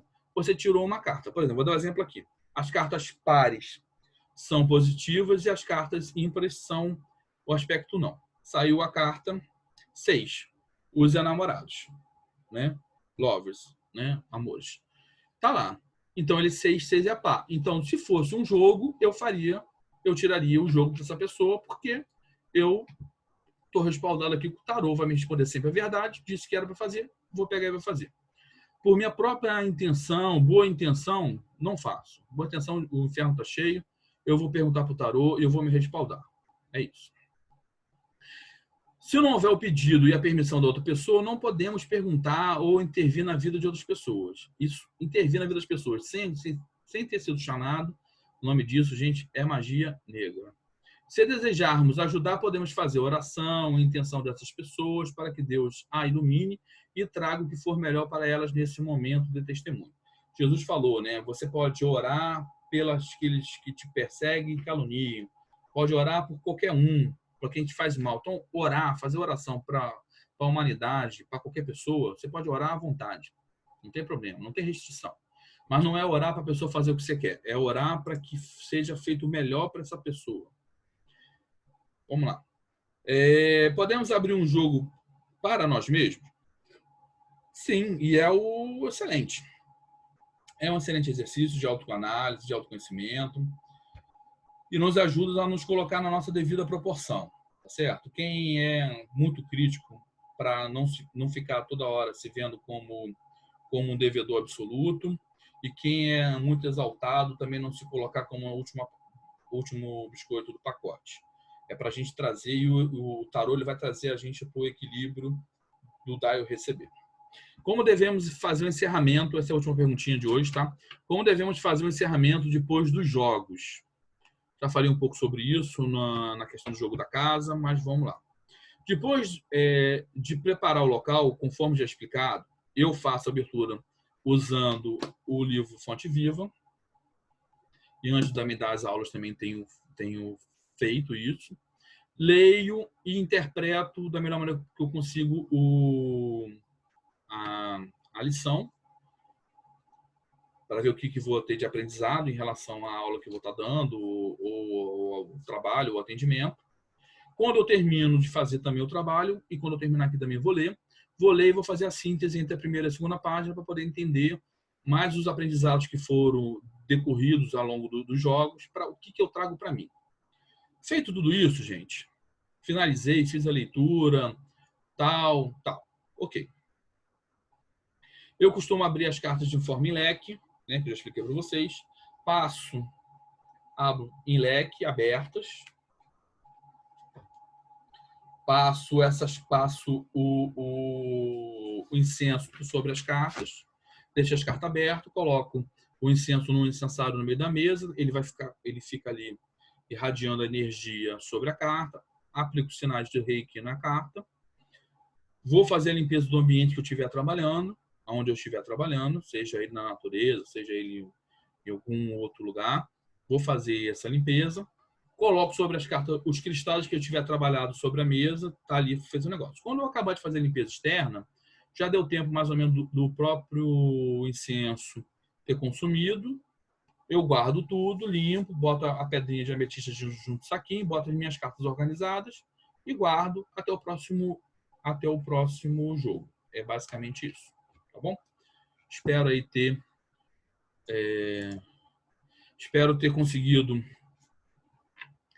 trazer algumas dúvidas e trazer algum esclarecimento algumas dúvidas e ter trazido o dobro de dúvidas para vocês, porque através das dúvidas que vem o crescimento, né? Quem tem certeza absoluta sobre tudo normalmente não vai muito longe, porque não precisa, né? Já sabe de muita coisa. E está aberto aí para vocês poderem fazer as perguntas de vocês. Quem é que quer começar aí? Podem abrir o áudio, tá? Por favor.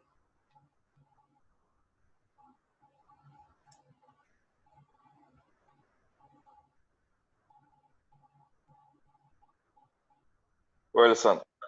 Oi, falei. Oi. Assim, qual é o meu interesse no tarô? É jogar para mim. E aí, diante do que a gente aprendeu nessa sequência de aulas, eu não conseguiria jogar, porque o que você estava explicando agora, eu precisaria ter o entendimento das outras cartas, não só dos arcanos maiores, é isso? Ou eu consigo jogar só com as informações dos arcanos maiores? Você consegue, Alex. O que acontece, né? Vou te dar um exemplo aí de direção, tá certo? Direção. Quem dirige, quem sabe dirigir um carro, normalmente você faz a autoescola ali com um modelo de carro, seja lá o modelo carro X. Você aprende, anda só a 40 km por hora e tal. Você ainda não está habilitado, mas você já dirige o carro. Então, durante os meses que você faz a autoescola, que você pega lá aquela 1 horinha, 50 minutos de aula por semana ou por dia que você for fazer, você vai estar efetivamente dirigindo o carro. Você vai estar fazendo a baliza, você está fazendo a ladeira, você está parando no sinal, tá certo? Mas você está dirigindo com algumas precauções, com algumas restrições e com algumas limitações. Jogar com arcano maior, só com arcano maior, cara, você consegue jogar. Eu conheço muita gente que só joga com arcano maior. Isso é um impeditivo? Não, não é nenhum impeditivo. Você só não tem a oportunidade de usar os recursos 100% que essa ferramenta te dá. É o exemplo que eu te dei do celular. Você tem um celular, mas você só usa 15% das possibilidades do celular. Você vai usar, mas é só 15%. Entendeu? Mas para quem nunca viu nada sobre tarô, pode ser uma boa início, cara, né? Ninguém sai da autoescola e já vai no autódromo para disputar as 500 milhas de Anápolis. Então, você pode fazer o seu primeiro contato só com os arcanos maiores, se aprofundar no seu próprio conhecimento só com os arcanos maiores, pegar uma maior firmeza, até porque os arcanos maiores eles têm uma abrangência de símbolos muito superior e muito mais extensa do que os arcanos menores, e você vai gastar um pouco mais de tempo para conseguir absorver uma quantidade maior de informação, pode ser uma boa saída para você, sim, começar pelos arcanos menores. Eu não estou dizendo que você não possa jogar. Eu só estou defendendo que você vai ter uma amplitude maior e você vai ter uma expertise, um desenvolvimento muito maior do seu ser, sabendo jogar com 78. É isso.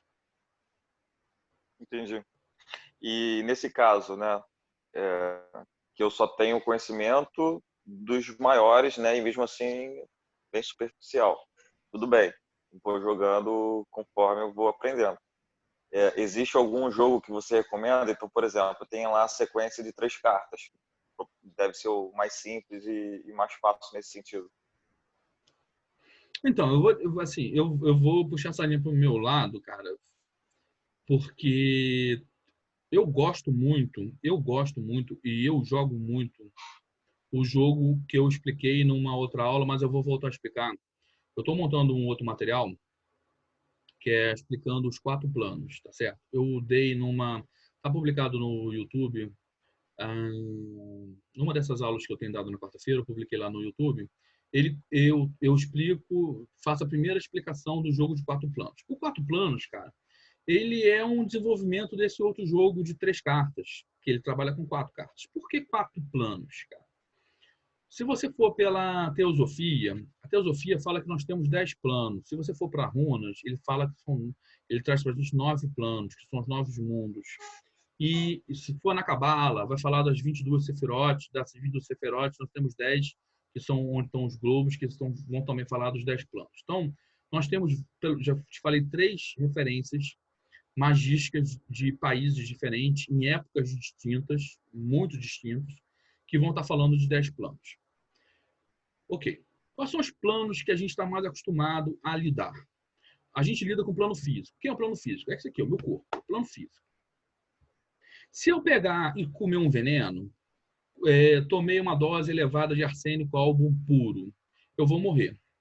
No que eu morri o meu corpo físico, eu afetei os outros 3 planos, concorda comigo?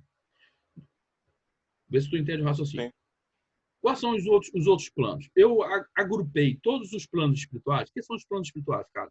Mental inferior, mental superior, búdico, alupadaka, todos esses planos que são, cara, de uma esfera que eu nem sei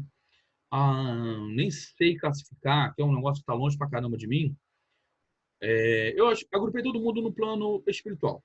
Beleza? Tá lá. Eu estou no plano material ainda necessito de comida, de dormir, tenho sono e necessidade. Então, tudo que é no espírito, eu chamei espiritual. Aí eu chamei mental. Quem é mental? Mental é o plano que codifica. É o meu mental inferior, é o que codifica. Então, eu estou olhando para a tela do computador, eu estou vendo que ele é quadrado, está com fundo verde, um azulzinho meio pro verde, beleza. Tal. Ele dá uma codificação. O plano emocional, ele sente. Então, por exemplo, se eu escuto um morteiro, um tiro de um morteiro, né, de fogo de artifício do lado de fora da minha casa, o meu coração palpita, eu senti o palpitar dele como medo, como segurança, como qualquer outra coisa. Quem vai dizer para o meu coração, que está representado aí o meu emocional, meu corpo emocional, que aquilo é um tiro de um morteiro e não é um tiro de um fuzil, é o meu plano mental. Percebe a referência? Então, eu tenho meu plano físico, que é onde eu ajo na vida. Eu acordo, durmo, trabalho, tenho as relações interpessoais. Eu tenho meu plano emocional. Então, por exemplo, se eu vejo alguma coisa na televisão que me magoa, eu me firo. Se eu fico sabendo que algum parente ou amigo meu veio a falecer, isso eu senti no emocional. Quem me dá a sustentação para eu lidar com o meu plano físico e com o meu plano emocional está no meu plano mental.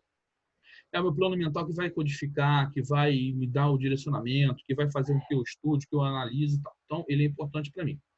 Só que tem, cara, se eu estiver sendo atacado espiritualmente, obsidiado, magiado, se eu tenho uma referência de culpa de uma vida sobre mim, se eu estou tendo uma referência culposa a respeito da religião, da espiritualidade, se eu estou com algum ente querido já desencarnado, que encostou perto de mim, que está precisando de uma ajuda, quem é que vai me mostrar isso, cara?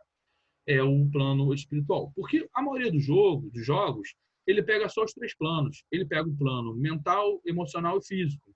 Só que que está lá no livro dos Espíritos,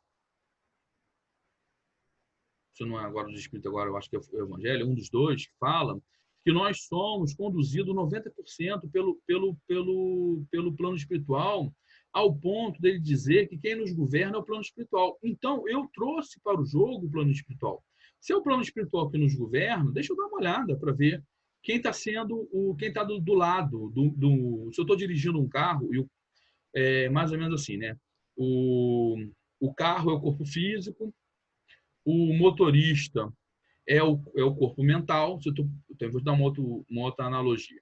O carro é o corpo físico, o motorista que está atrás do volante é o corpo mental, que é o cara que tem discernimento das regras de trânsito.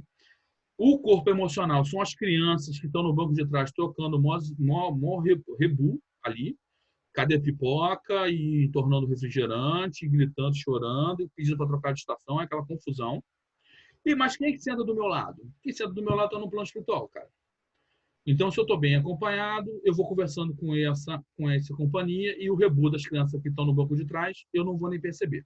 Se eu estou mal acompanhado, vai ser mais um tocar o rebu do meu lado. Então, é mais ou menos essa analogia. Então, nesse primeiro momento, eu te aconselharia, e eu vou fazer mais publicações, eu estou acabando de preparar um material. Na verdade, eu tinha 2 materiais preparados. Um era esse jogo e o outro era a dúvida. Eu preferi botar a dúvida primeiro. Mas a partir de amanhã eu já vou botar o jogo, para você começar a se inteirar do jogo pelos 4 planos, cara. Porque quando você consegue se inteirar pelos 4 planos, a maior parte das perguntas você resolve com esse jogo. Porque o que você vai fazer é apenas abrir coluna. Por exemplo, a coluna Alex. Aí o Alex está interagindo com uma sociedade com outra pessoa. Você faz uma coluna para o Alex e uma coluna para outra pessoa. Ah, Alex é Alex e quer mudar de apartamento. Então, é uma coluna para o apartamento que o Alex está, uma coluna para o apartamento novo. Ah, o Alex quer fazer uma viagem, quer mudar de estado. É uma coluna para manter para o Rio de Janeiro, outra coluna para onde quer ir. E aí você vai estar sempre abrindo só colunas. Porque o conhecimento do jogo, a estrutura do jogo já está montada. E aí é mais fácil, entendeu? Entendi. Entendi sim. E aí fica uma dica aí pro próximo vídeo, tu gravar um jogo pra gente poder ver. Algo Então, bem mas simplesinho pra esse que eu gente. estou te falando, eu já gravei um jogo, cara. Ah, é? Uhum. Esse que você procurar que tá lá ele já tá com o jogo gravado. Assim que eu terminei a Viagem do Herói, eu dei um exemplo. Eu fiz 2, foi até que eu fiz eu fiz um jogo só com arcano, e aí para você é interessante você olhar, não quer dizer que eu não vá fazer um novo jogo. Mas eu fiz um só com arcano maior, tem um jogo lá dos 4 planos só com arcano maior, e porque eu só botei os arcanos maiores porque exatamente por causa disso que vocês só tinham visto arcano maior. E eu fiz um que eu tirei aleatoriamente. E no que eu tirei aleatoriamente só saiu o arcano menor. E invertido de cabeça para baixo. E eu dei toda uma explicação por que estava invertido, por que arcano menor. Eu fiz toda essa dinâmica do tema, eu expliquei ali no jogo. Mas eu vou voltar, porque eu sei também que uma única explicação para uma coisa muito nova, às vezes não é suficiente. Eu, quando reapresentar o jogo, eu vou reapresentar de novo, darei mais exemplos de jogo e darei uma metodologia para vocês. Tá bom? Tá ótimo. Entendi, Prometo. obrigado. Nada. E aí, gente, está acabando, mas temos uns minutinhos. Quem mais quer falar?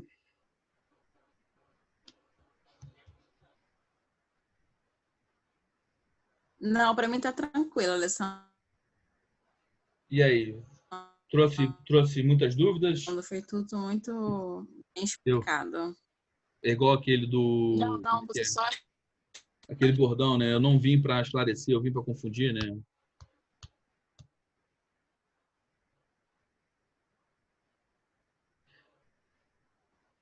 Hi. Oi, boa noite. Você falou sobre os cristais, eu queria saber, você falou sobre a ametista, né, e o quartzo branco. Eu queria saber se tem outros que pode ser usado para limpeza das cartas, do ambiente.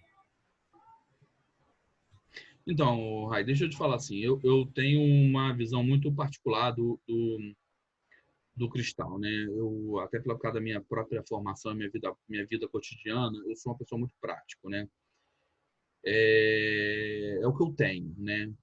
Não adianta eu falar assim para você, não, o Rai, a melhor pedra é a pedra, a perita de ouro, pô, que vai custar $100.000.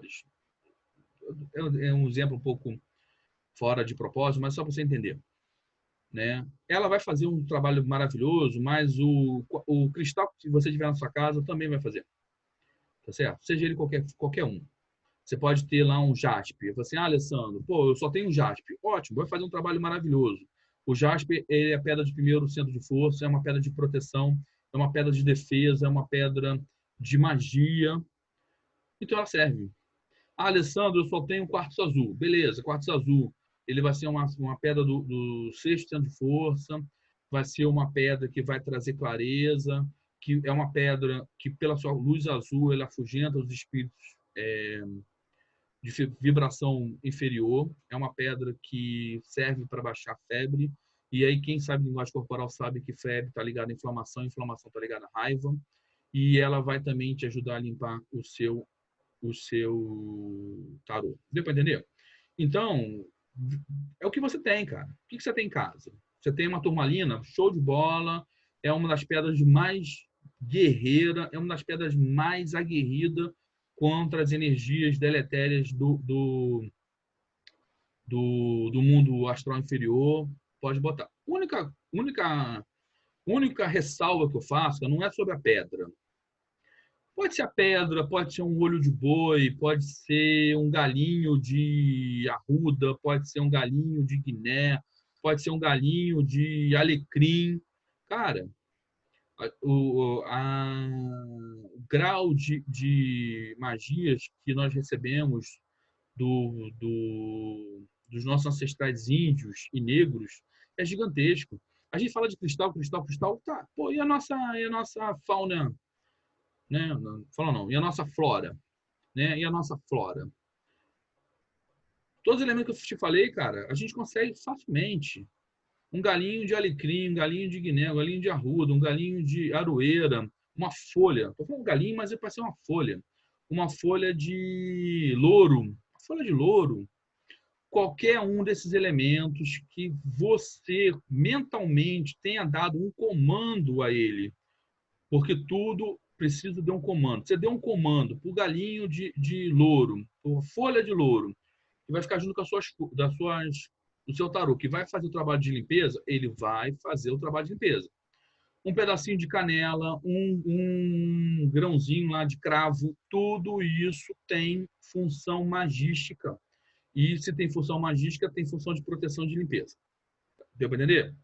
A única ressalva que eu te faço é o elemento que você for colocar, tenha o cuidado só dele não ferir as cartas.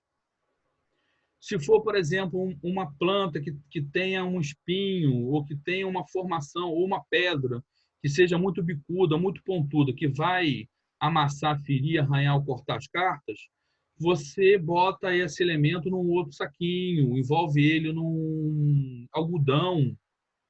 Não é para criar mais problema, mas é para ver o todo. Você não vai botar uma coisa que depois vai prejudicar o que você está fazendo. Deu para entender isso? Rai? Pois, sim, entendi. Você entendeu, Rai? Entendi. Muito obrigado. Nada, filho. O que mais?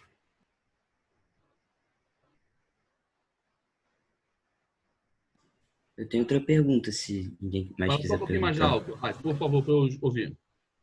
Eu tenho outra pergunta, se Fala. ninguém mais quiser perguntar.